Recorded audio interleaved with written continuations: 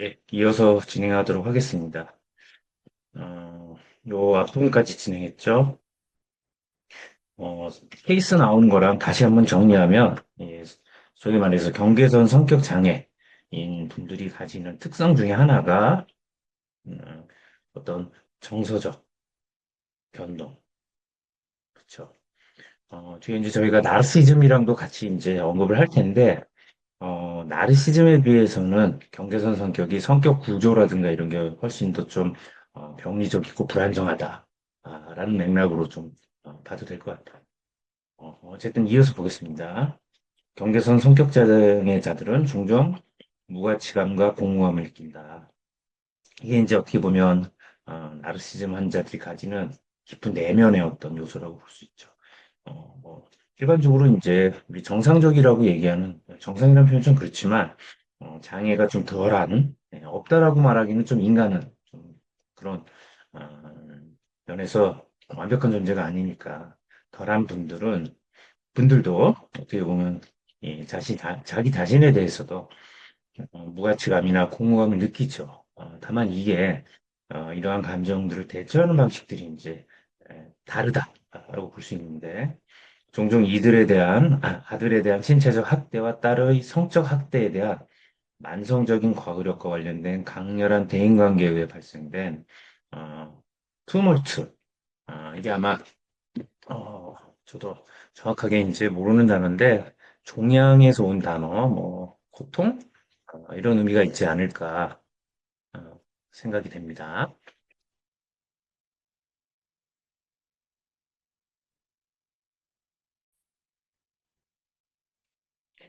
에, 바로 이렇게 정지했다가 다시 또 단어 좀 찾고 이렇게 보도록 할게요. 이게 소란, 혼란 이런 의미가 있네요. 예. 그래서 내면의 어떤 불안정한 상태. 예. 그래서 나는 얼마든지 버려질 수 있고, disposable. 이 버려질 수 있다라는 걸 가만히 생각해 보시면, 버려진다는 건 누가 누굴 버립니까? 예. 그냥 아주 경험적으로 부모가 자식을 버리는 거죠. 어떻게 보면. 그래서 뭐, 나는 남자친구로부터, 남편으로부터, 부인으로부터 버려졌어. 라는 표현은 사실은 알고 보면 버려지는 관계가 아니죠.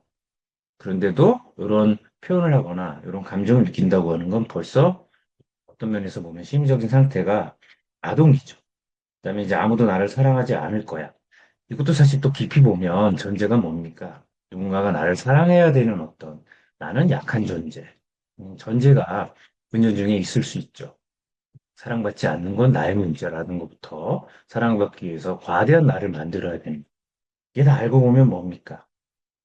약간 뭐 영성적인 맥락으로 저 뭐 약간 좋아해서 이렇게 표현을 하면 평범한 나, 아무것도 아닌 나인 존재를 받아들이지 못하는 거로도 볼 수 있죠.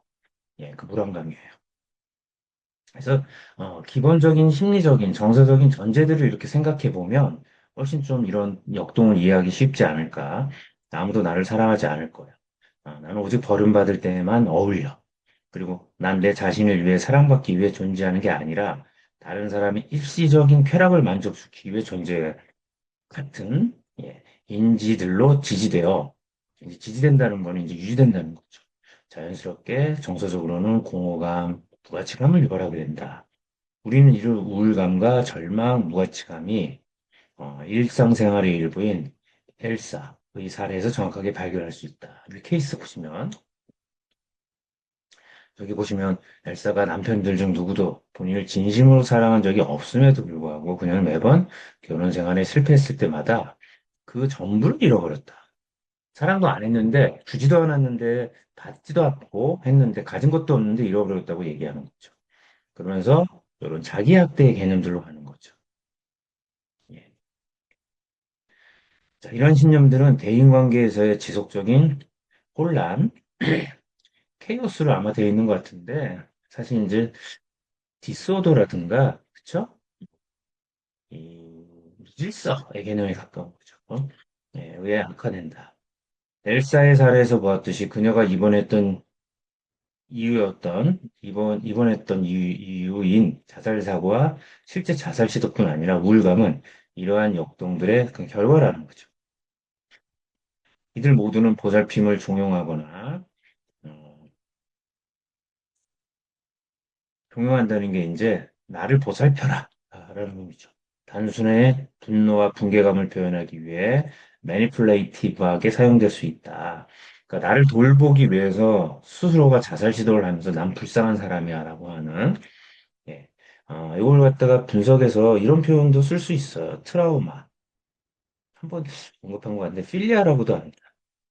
그러니까 여기 가만히 보면 자기애 같은 예, 나는 불쌍한 애야.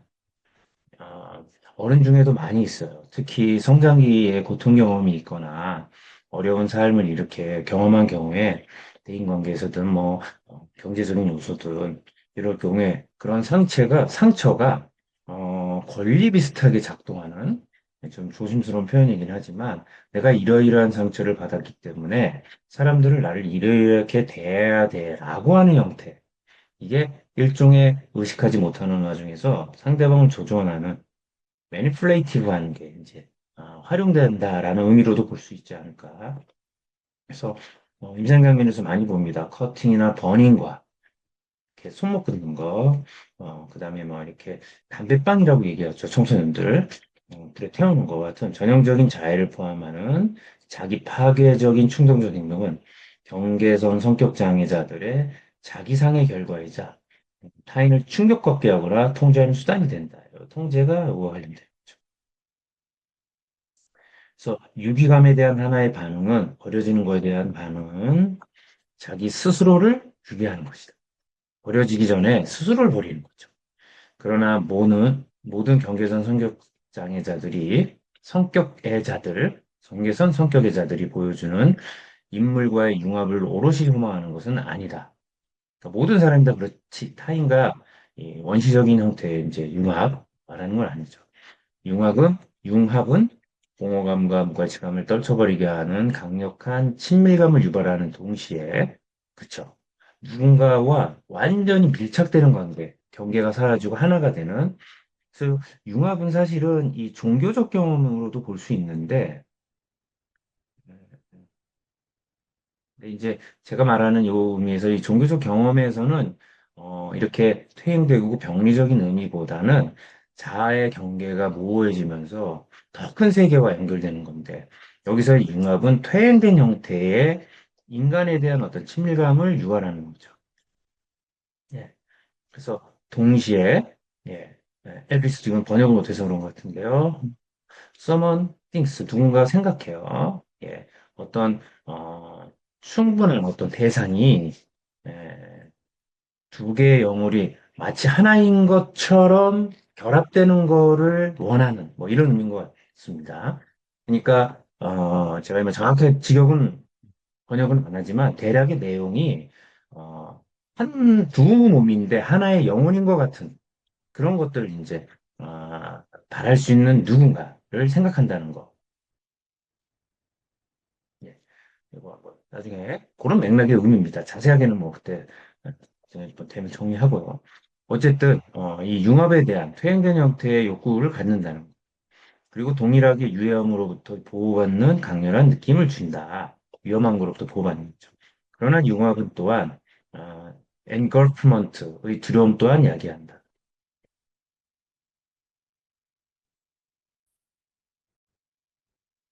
예. engulfment가 먹히는 거예요. 삼켜지는 걸 야기한다는 거죠. 그래서 경계선 성격 장애자들이 끊은 혼란, 이 순환을 만듦으로써 그들의 관계를 망쳐놓지 않는다면, 그렇죠. 그들은 관계에서 그들의 정체감을 상실하거나 그들의 무력한 의존성의 실제에 전복되는 것에 대한 강렬한 두려움을 갖게 될 것입니다. 융합돼서 사라지거나 잡아먹히는 느낌을 갖는 보통 마법적인 로맨틱한 인물의 이상화인 융합의 환상에 그 로맨스 소설 같은 데 나오죠. 어태치드 붙는 거죠. 집착하는 거. 되지 않는다는 것의 공허감은 결국 자기 가치감과 자존감을 위해 다른 누군가에게 대한 총체적인 의존의 두려움을 야기하고 참 모순되죠. 이러한 역설에 대한 해답은 절대 어떠한 대인관계도 너무 안정적이 되도록 놔두지 않는다는 것이다. 결국은 혼란을 야기하게 되는 거예요. 여기서 혼란은 단지 병리적인 결과일 뿐만 아니라 하나의 도구로서의 전략이다라는 이 혼란이 대인관계들이 너무 평범하거나 상황들이 너무 잘 돌아갈 때 안정성은 틀림없이 깨지게 된다. 이게 이제 나쁘게 표현하면 재수없게 만드는 잘 돌아갈 때 오히려 불안해지는 거예요. 타인들을 좌절하고 격앙된 상태로 유지시킴으로써 경계선 성격 장애자들은 딜레마의 양측면이 그렇죠. 위에 말한 딜레마입니다. 단지 간신히 견딜 수 있을 정도로 유지되는 소프 오페라를 만들게 된다. 아, 그냥 사전을 찾으면 되는 걸 번역할 때 안 찾으셔가지고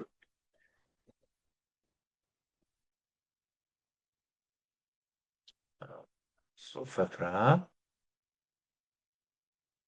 예. 연속극이네요. 연속극을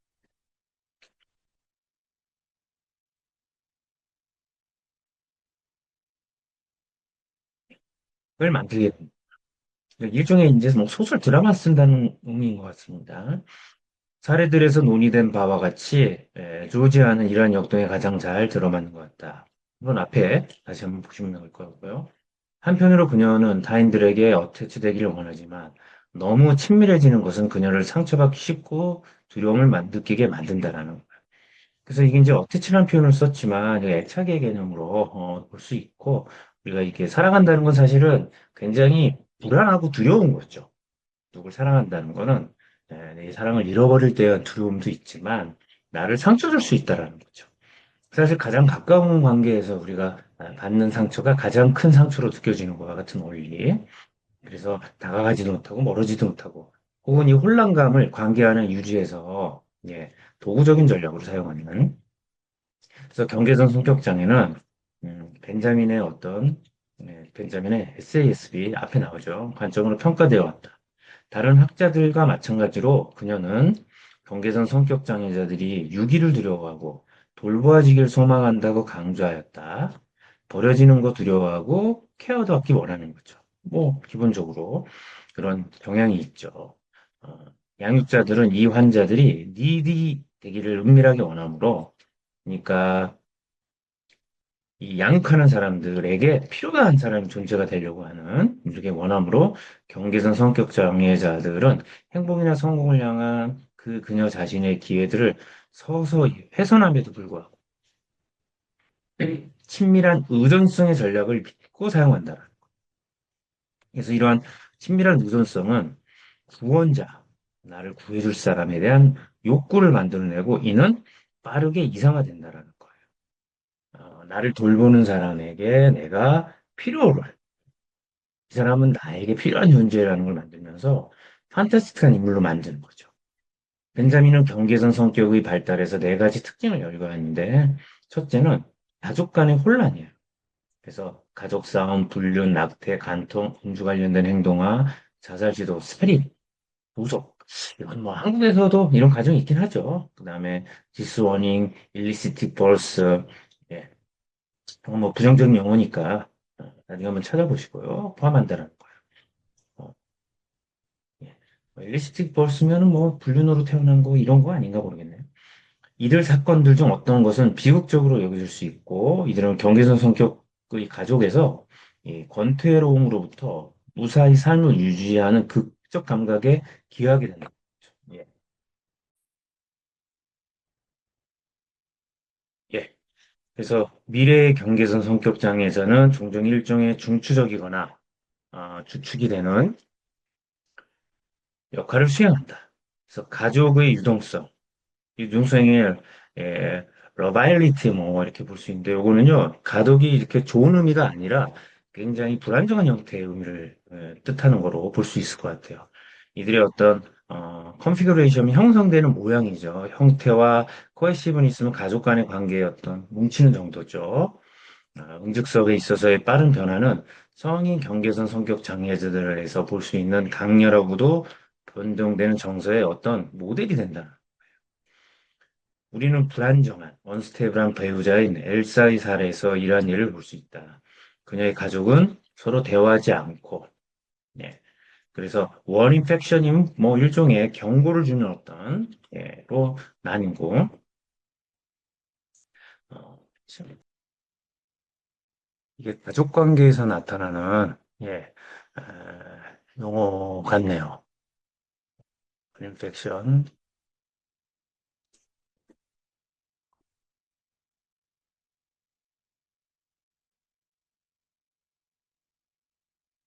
이 대립하는 파벌이네. 영어 아시는 분들은 파벌.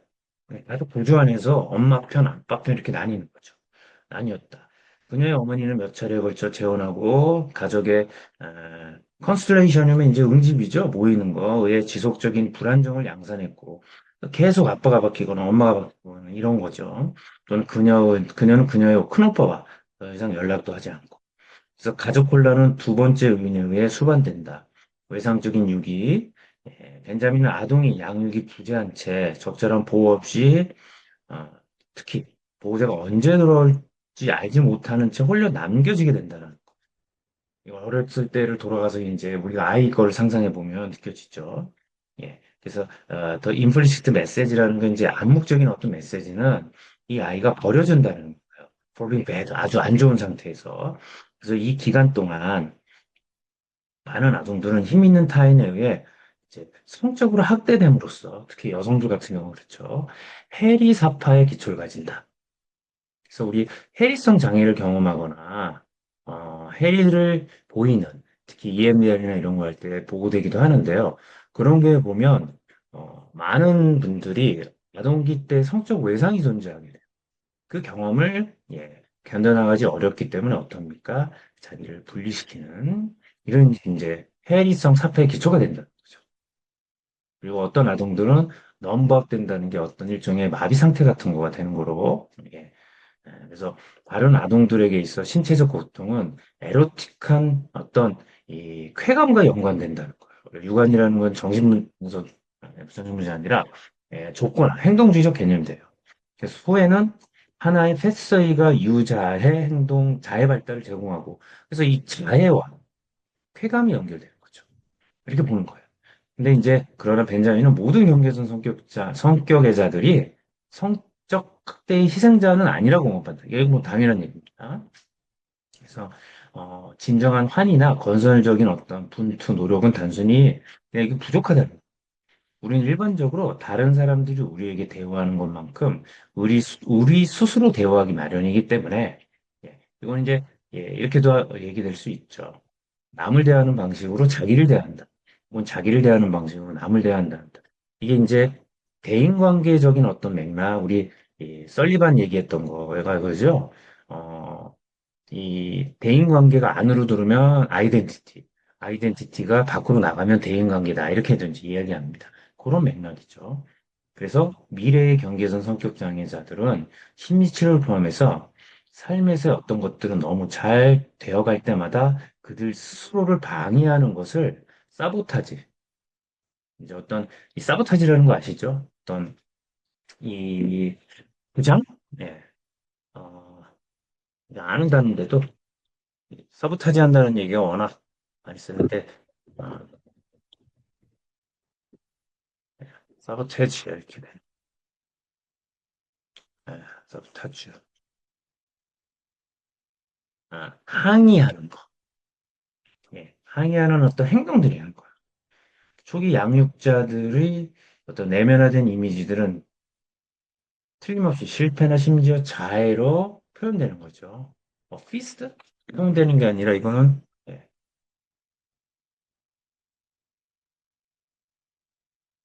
이- 달래진다는 거예요. 진압된다. 그래서 실패나 심지어 자해로 스스로를 컨트롤한다라는 의미, 진압된다, 진정된다, 달래진다. 그래서 그들의 내부 대화는 다음과 같다. If you want me to feel pain, 만약 너가 나를 고통을 주기를 원한다면, know that I do. 내가 어떻게 할지 난 알고 있다. 그래서 난 처벌과 고통을 받을 만하다고 단언하고 동의하고 여기에 증거가 있다.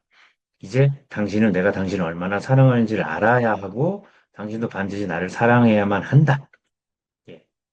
네가 나를 사랑하는 거가 내가 나를 해치는 거다라는 개념이 되는 거예요. 그러므로 어, 셀프 어택, 자기를 공격하는 거는 비시우스의 내사를 만족시키는 의도를 가진 사랑의 선물을 나타낸다. 이 비시우스가 그 악의적인 그렇죠. 어, 그래서 이게 어떤 부정적이고 나쁜 것이 지독한이라는 뜻도 되고요. 여기 나쁜 의미로 나쁜 이게 스스로에게 투사, 스스로의 투사가 내사죠. 자기 자신을 향해서 만족시키는 의도를 가진 일종의 뭐예요? 자기를 공격하는 게 사랑의 선물을 의미하게 된다라고 이렇게 이제 설명을 하게 됩니다. 오늘은 짧게 여기까지 하고 나중에 이어서 또 진행해 보도록 하겠습니다.